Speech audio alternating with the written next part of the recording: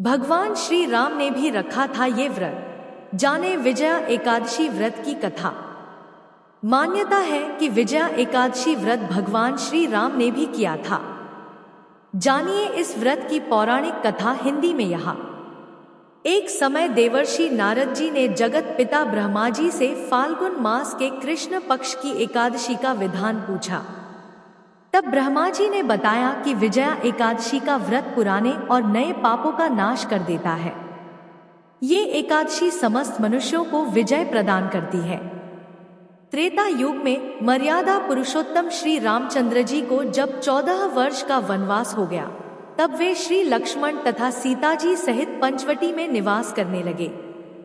वहां पर रावण ने जब सीता माता का हरण कर लिया था, तब श्री रामचंद्र जी और लक्ष्मण अत्यंत व्याकुल हुए और सीता जी की खोज में चल दिए।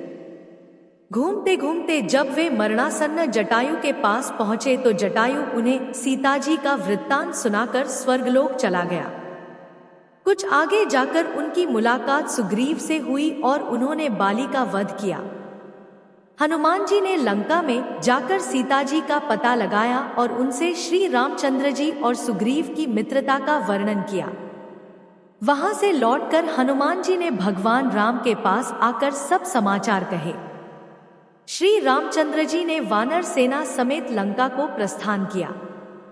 जब श्री रामचंद्र जी समुद्र के किनारे पहुंचे, तब उन्होंने मगरमच्छ से भरे उस अगाध समुद्र को देखकर लक्ष्मण जी से कहा कि इस समुद्र को हम किस प्रकार से पार करेंगे। तब लक्ष्मण ने कहा, है पुराण पुरुषोत्तम, आप आदि पुरुष हैं, सब जानते हैं। यहाँ से आधा योजन दूर पर कुमारी द्वीप में वग्दालभ्य नाम के मुनि रहते हैं। उन्होंने अनेक ब्रह्मा देखे हैं। आप उनके पास जाएं, वो जरूर इसका उपाय निकालेंगे।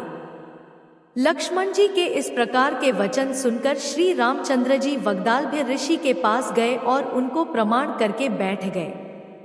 मुनि ने भी उनको मनुष्य रूप धारण किए हुए पुराण पुरुषोत्तम समझकर उनसे पूछा कि हे राम, आपका यहाँ आना कैसे हुआ। राम जी कहा, हे ऋषि, मैं अपनी सेना सहित यहाँ आया हूँ और लंका जीतने जा रहा हूँ। आप कृपा करके समुद्र पार करने का कोई उपाय बताएं। मैं इसी कारण आपके पास आया हूं। वग्दालभ्य ऋषि बोले कि हे राम, फाल्गुन मास के कृष्ण पक्ष की एकादशी का व्रत करने से निश्चय ही आपकी विजय होगी, साथ ही आप समुद्र भी अवश्य पार कर लेंगे। फिर ऋषि ने राम जी को इस व्रत की विधि बताई।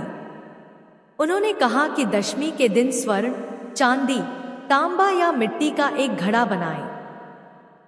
उस घड़े में जल भरकर और 5 पल्लव रख घड़े को वेदिका पर स्थापित करें। उस घड़े के नीचे सतंजा और ऊपर जौ रखें। उस पर श्रीनारायण भगवान की मूर्ति स्थापित करें। एकादशी के दिन स्नानादि से निवृत्त होकर धूप, दीप, नैवेद्य, नारियल आदि से भगवान की पूजा करें।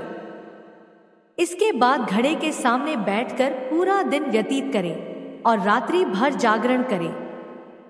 द्वादशी के दिन नित्य नियम से निवृत्त होकर उस घड़े को किसी ब्राह्मण को दे दें। हे राम, यदि तुम भी इस व्रत को सेनापतियों सहित करोगे तो तुम्हारी विजय अवश्य होगी। श्री रामचंद्र जी ने ऋषि के कथनानुसार इस व्रत को किया। इस व्रत के प्रभाव से उन्होंने लंका पर विजय पाली। अतः हे राजन, जो कोई मनुष्य विधिपूर्वक इस व्रत को करता है, उसकी दोनों लोकों में अवश्य विजय होगी।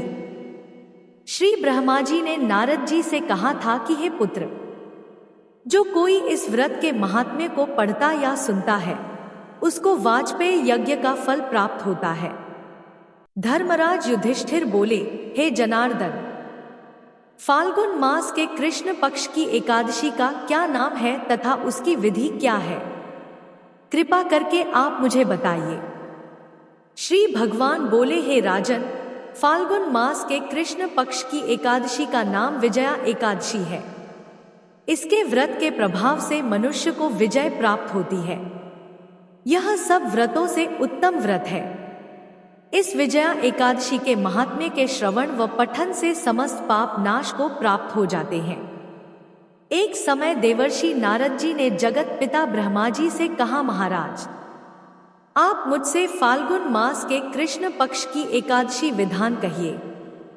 ब्रह्मा जी कहने लगे कि हे नारद, विजया एकादशी का व्रत पुराने तथा नए पापों को नाश करने वाला है। इस विजया एकादशी की विधि मैंने आज तक किसी से भी नहीं कही। यह समस्त मनुष्यों को विजय प्रदान करती है। त्रेता युग में मर्यादा पुरुषोत्तम श्री रामचंद्र जी को जब 14 वर्ष का वनवास हो गया, तब वे श्री लक्ष्मण तथा सीता जी सहित पंचवटी में निवास करने लगे। वहां पर दुष्ट रावण ने जब सीता जी का हरण किया, तब इस समाचार से श्री रामचंद्र जी तथा लक्ष्मण अत्यंत व्याकुल हुए और सीता जी की खोज में चल दिए।